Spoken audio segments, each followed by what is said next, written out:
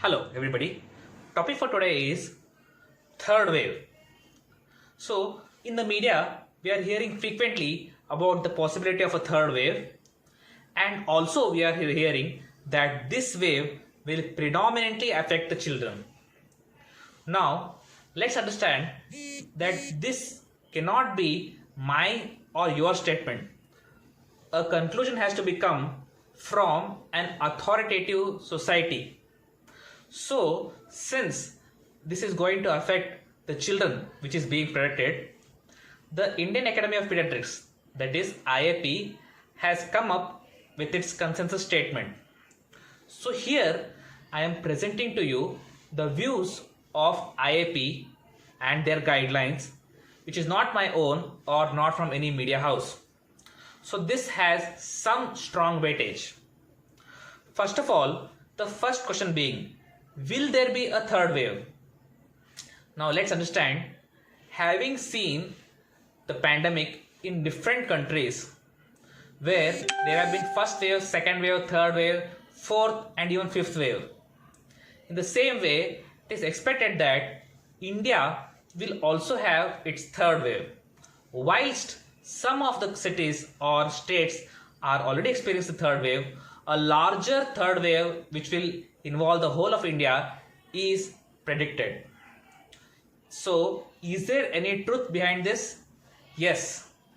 Please understand that there could be a possibility of third wave based on the scenario. What will eventually happen is, in a pandemic, smaller and smaller waves will come, and gradually either there will be development of herd immunity because a large number of population will already have been affected by this disease, or it will become endemic in a small area and will remain infective in a lower transmission rate. So this could be possible that there could be a third wave. Yet we are not very sure how large or at what time. It is being predicted in November, but this currently does not have any real scientific basis, nor the IAP stands by this prediction. Now, coming to the second question, will it predominantly affect the children?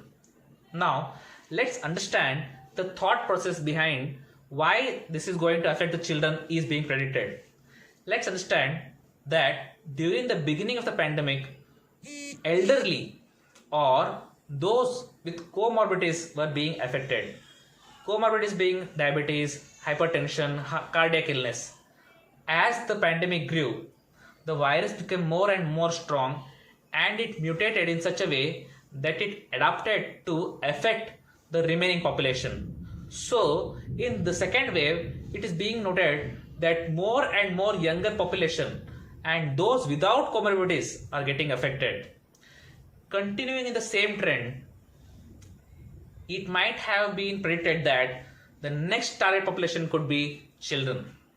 So also, it is being said that since the vaccination drive is strong in the population above 65, large number of them are being spared, and the government is rolling out vaccination for the rest of them beyond 18. Since trials are not there for children right away, it is not being rolled out for the young kids.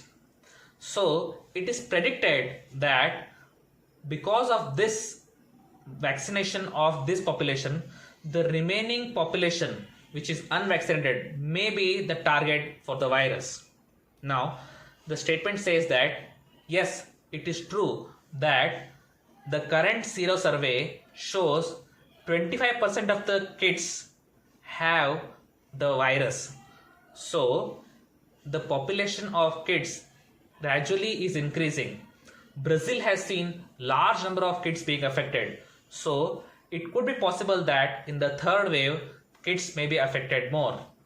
Yet, it cannot be said for certain that only kids will be affected, or it doesn't ascertain that the third wave will be a severe wave for pediatrics.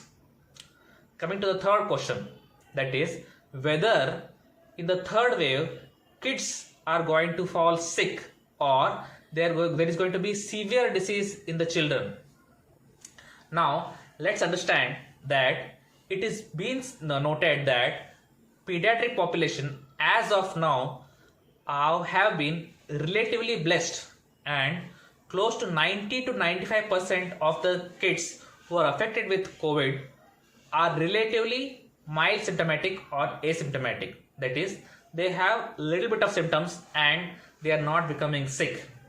So it is being predicted that unless there is going to be a major mutation in the virus and following the current trends, still the same trend might continue during the third wave, wherein though the number of population of kids affected will be more, yet it is not certain that it is going to be a severe illness in children.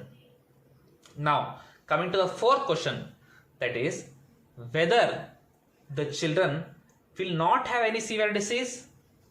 So even today what is being seen is that 5 to 10% of the kids are getting moderate to severe symptoms, and some of them have been critical. Now what is being told is that it is false that there is not going to be any severe disease in children, yet it cannot be predicted that majority of them will be severe. So continuing the trend, we are expecting that the same trend will continue and few children might require critical care, and hopefully they will recover from the illness since the experience of the doctors has increased. More and more studies have been conducted. Early picking up of the cases is possible. The guidelines have been tried and tested. So it could be possible that even though the disease might become slightly stronger, but our preparedness will be there. Now coming to the fifth and final question, will we be able to prevent it? This is a $1 million question, and we can really not tell that can we absolutely prevent the disease in pediatric. Let's understand that still there is some time for the vaccine to be rolled out in pediatric.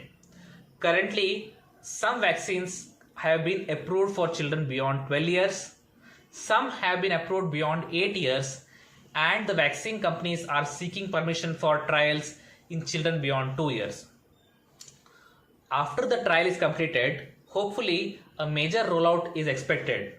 Yet until then, this disease continues to remain infective in the pediatric population. So it is a race against time. We can really not tell who is going to win. Hopefully with the current preparedness and the efforts which is being taken by IIP and the government to prepare the doctor population to face another uphill task, learning from our experience from the second wave, the third wave would be able to be mitigated to a large extent. Children though will be the major targets, we cannot really predict that it is going to be severe in them. And if at all severe illness is going to be seen, we are being prepared to tackle it. And hopefully vaccine will be rolled out soon, and we expect that the third wave will not cause a major devastation like the second wave did.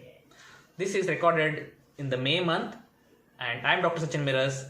I am ready to answer your questions. Please leave them in the comment section. Thank you.